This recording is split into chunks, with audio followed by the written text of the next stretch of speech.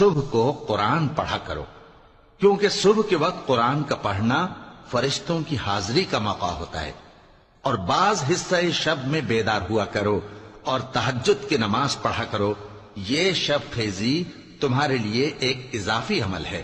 امید ہے کہ اللہ تم کو مقام محمود پر فائز فرمائے۔ اور کہو کہ اے پروردگار، مجھے مدینے میں اچھی طرح داخل کیجو اور مکے سے اچھی طرح نکالیو، اور اپنے ہاں سے زور و قوت کو میرا مددگار بنائیو، اور کہہ دو کہ حق آ گیا اور باطل نابود ہو گیا، بے شک باطل نابود ہونے والا ہے۔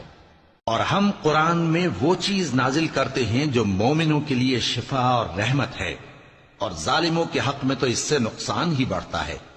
اور جب ہم انسان کو نعمت بخشتے ہیں تو روح گرداں ہو جاتا ہے اور پہلو پھیر لیتا ہے، اور جب اسے سختی پہنچتی ہے تو نا امید ہو جاتا ہے۔